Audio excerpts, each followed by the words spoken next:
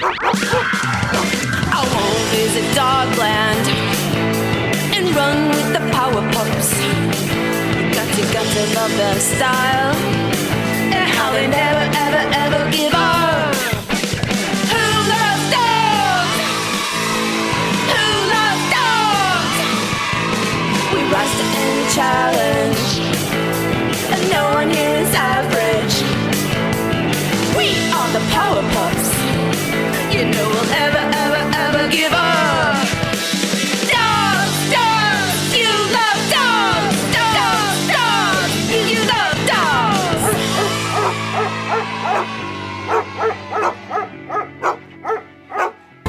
Hello, and welcome to the adventures of Power Dog in Dogland.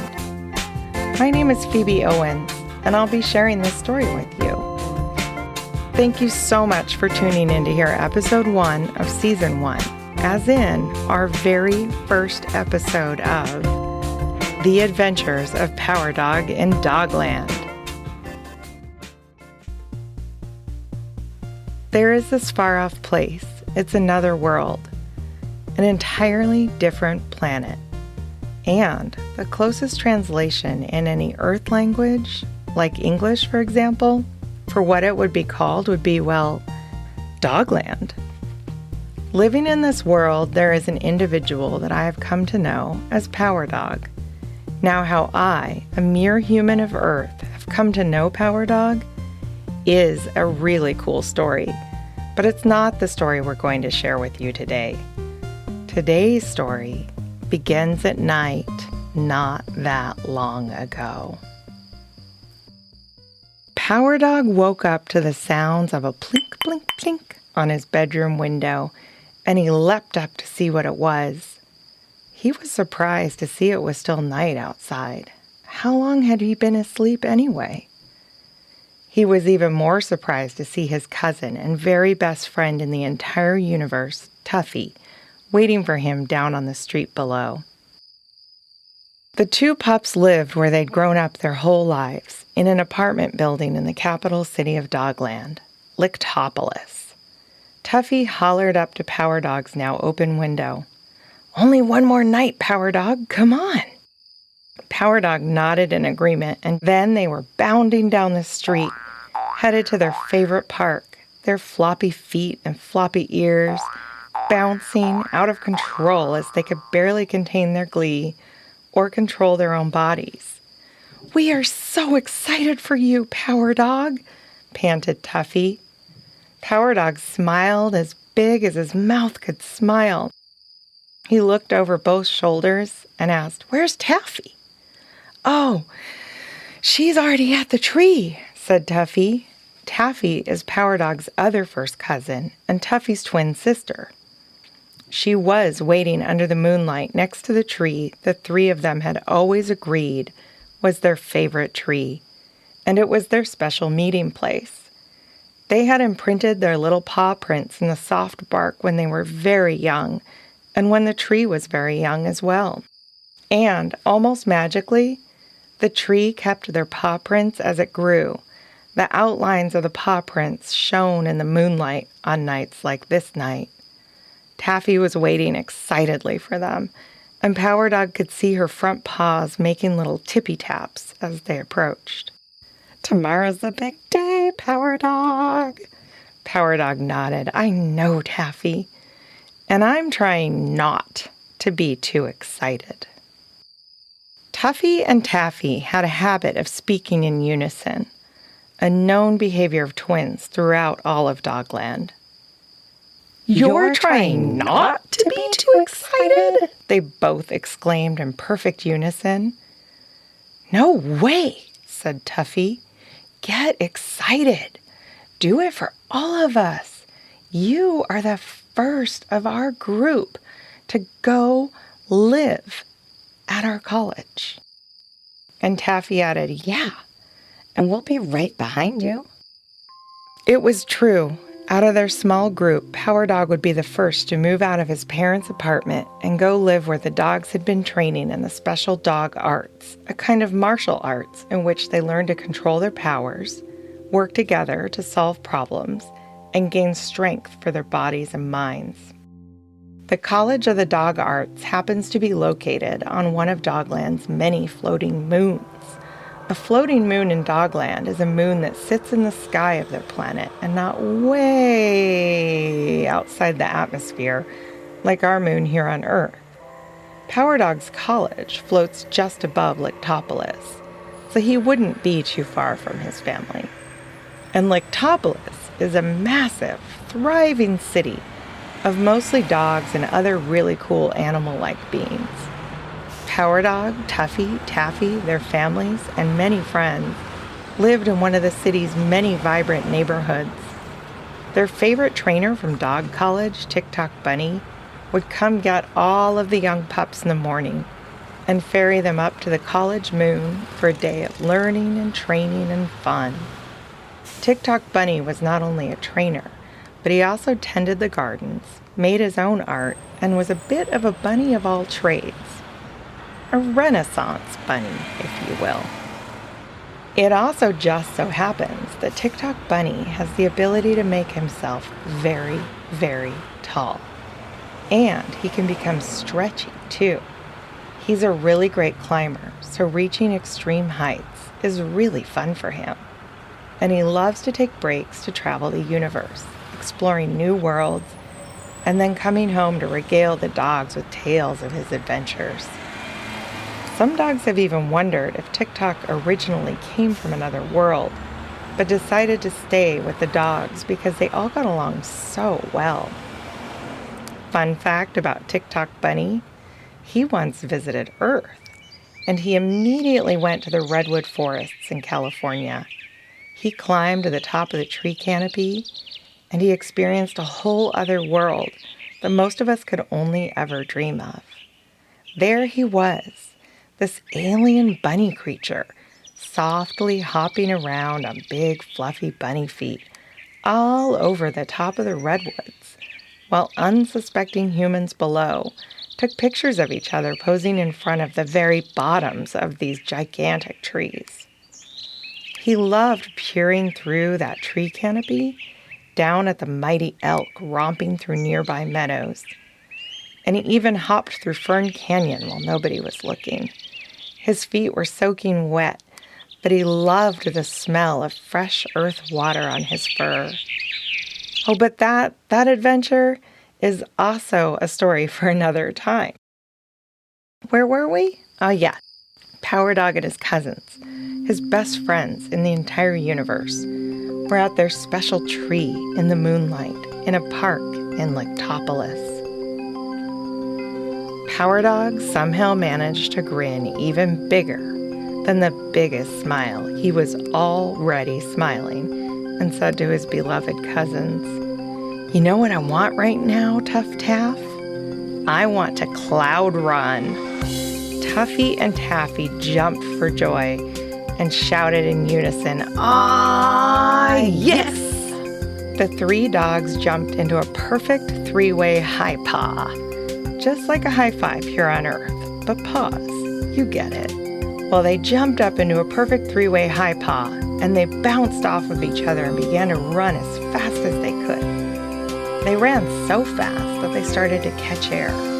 They ran towards a cluster of Dogland's special white, fluffy clouds shining in the moonlight, and they caught the edges with their paws, launching them up higher and higher into the sky, and bouncing across the tops of the clouds like a giant feather bed. Or maybe it felt like those bouncy castles. You know, the ones you children of Earth seem to love. Have you ever been to a bouncy house or bouncy castle? Did you ever jump so hard and so high that your hair just stood up on end? Well, that's how it felt for them. Their fur stood up on end as they leapt across the clouds. And they had so much fun doing it that they didn't return home until the night was nearly over and the sun was coming up.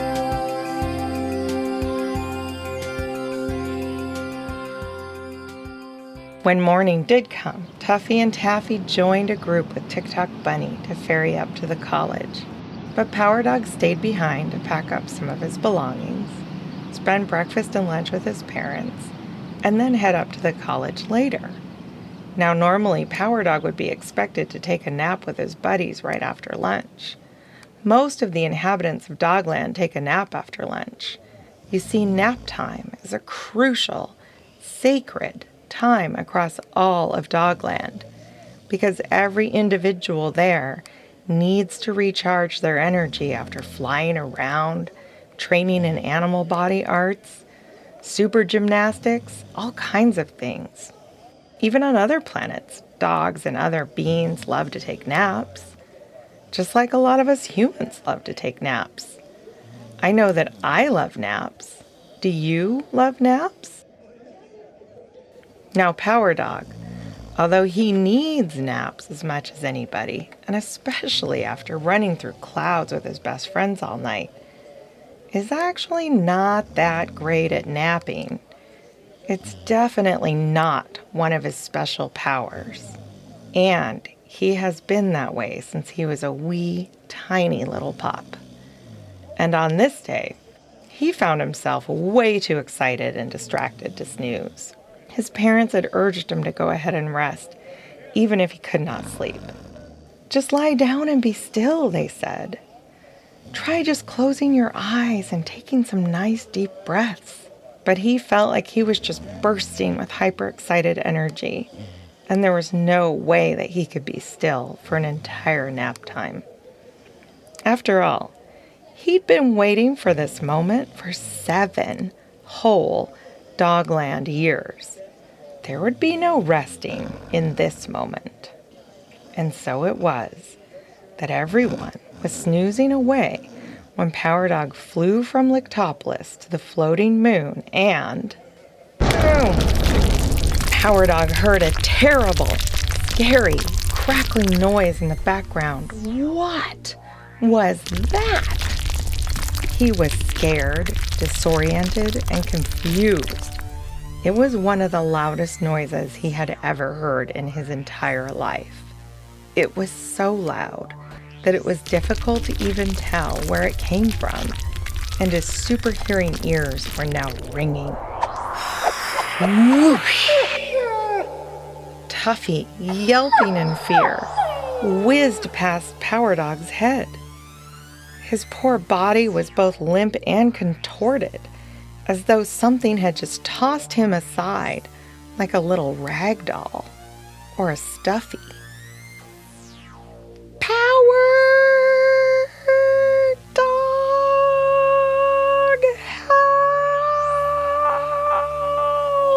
Power Dog shook his head in disbelief as he tried to make sense of everything going on around him. As his vision came into better focus, he saw a terrible, scary, and strange monster. It was the strangest creature unlike anything he'd ever seen before, and definitely not something anyone had ever seen in Dogland. He was sure of it. It was charging through the college grounds. It was tearing out pieces of the walls, chewing them up, and then spitting rocks and bits onto the ground, as surprised dogs and other creatures were rudely awoken from their naps. They were yelping in fear and dashing out of the way as quickly as they could. "No one messes with my brother!" shouted Taffy as she bounded towards the monster. Oh, I forgot to mention earlier, Taffy, ever protective of her twin brother Tuffy, is the bravest dog in all of Dogland, despite being rather small. Well, she charged right at this monster. Also, one of the reasons Power Dog is called Power Dog is because he has so many powers that he doesn't even know everything he can do. His true potential is unlimited. But one power he does know about, and everyone knows about, is not only can he fly, more importantly, he can hover, like a hummingbird or a dog helicopter. So when Power Dog got a good look at his brave cousin Taffy getting ready to square off with this gigantic monster, he immediately knew he needed to fly up to that monster's face and get right in it.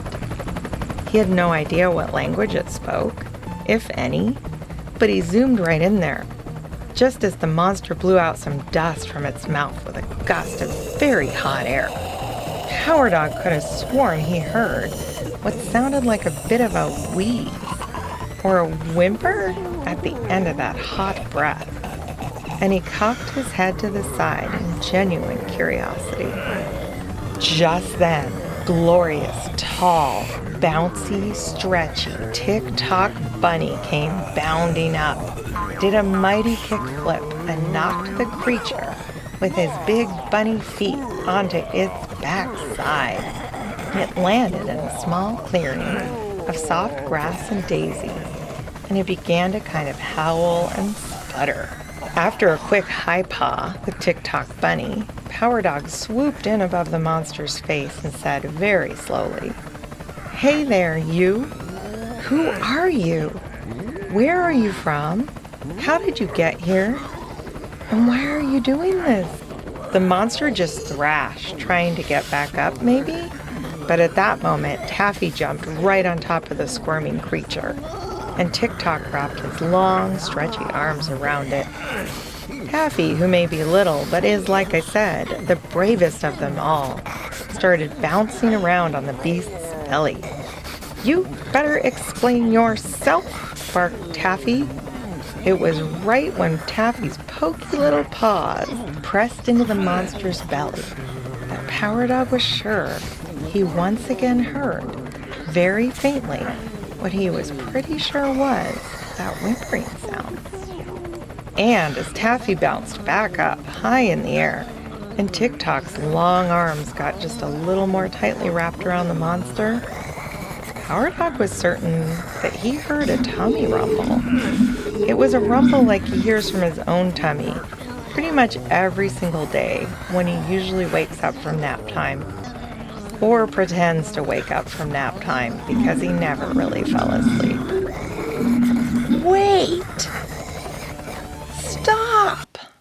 Power Dog hollered at everyone in his most commanding voice. And it worked. Everyone, even the creature, took a pause and looked right at him. Okay, guys. I think I know what's going on here." Tuffy and Taffy both yelped in unison. "What?" Tock looked at Power Dog quizzically and asked, "What? How could you possibly know what is going on, Power Dog? And if you really do, could you speed it up?" Tock was starting to sweat and strain while keeping his stretchy arms wrapped around the squirming, seemingly hot creature that seemed to be about to break free from his hold. "Well, I have no idea what or who this creature is." "Ah, Power Dog!" Everyone yelped, moaned, or whined. "Bear with me. I do know the tummy rumblings of a hungry dog," he went on, pointing right into the monster's perplexed face. "And that there might be a hungry, well, not a dog, but it's hungry, and it might even be hangry." "Okay, well, if he's so hungry, then why is he spitting out the walls of our college that he just tried to eat?" asked Taffy. Maybe that isn't what he needs to eat," questioned Tuffy. "Hey, you! Come on, man, what do you eat?" Tock hollered as he wrapped his stretchy arms and legs around the creature and got a little closer to the thing's face. "Ew! Oh, his breath is kind of funky," complained Tock. Power Dog hovered in a little closer to pick up that scent. He didn't think it was that bad, actually. A little smoky, a little earthy. What was that other smell? So familiar.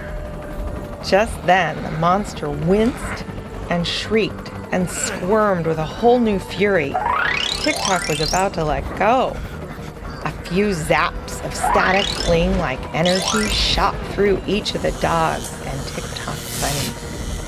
The sky darkened above the floating moon, and a rainbow-colored funnel cloud appeared above the creature, with Tock still holding tight and Taffy bouncing on top of what seemed to be his growling belly. Then they heard a huge burp. That's right, a burp. It was unmistakably a burp. I'm pretty sure that was a burp. But before anyone had a chance to do anything more, the monster, Tock Bunny, and Taffy disappeared with a big zap. Then a thunderclap, and whoosh, they were gone.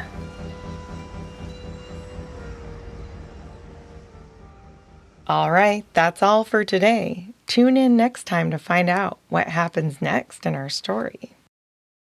Now I am joined by my co-author and the 6-year-old with the deepest Dogland knowledge on Earth, who also happens to be my son, Hank.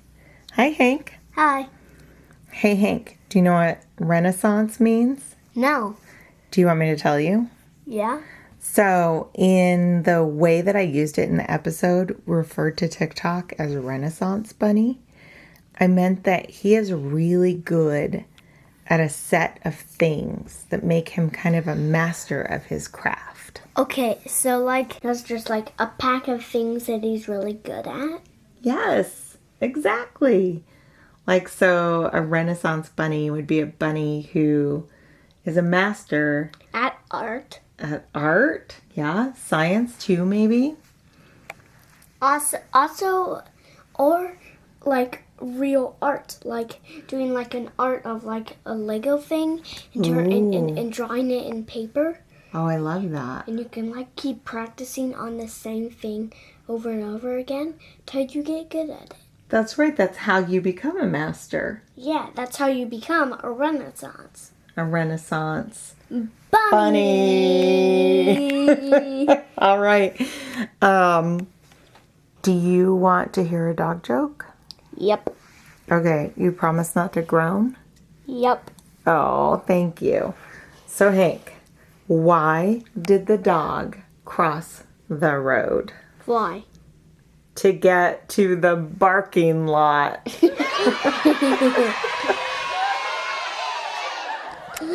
That's one of my favorites. Thank you, listeners. We hope you subscribe and join us next time when our story continues.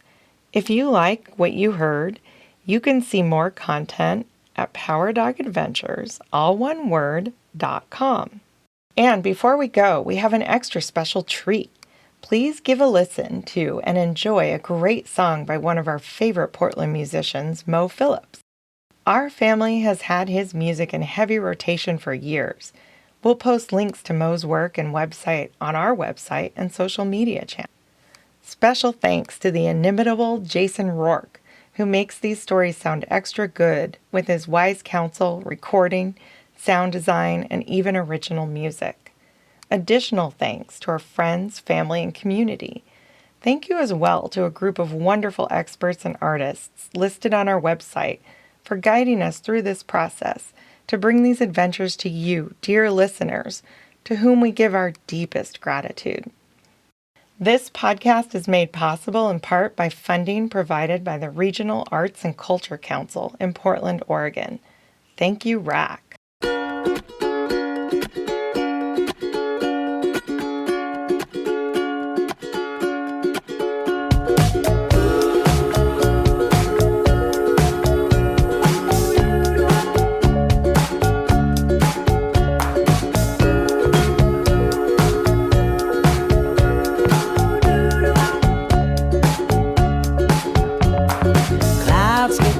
That skateboard got me a skateboard made out of clouds.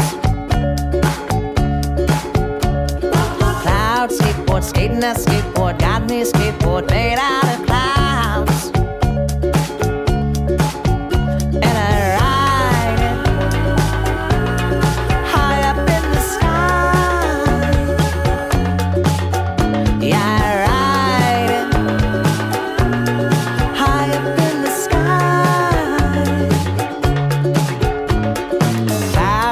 Skating that skateboard got me a skateboard.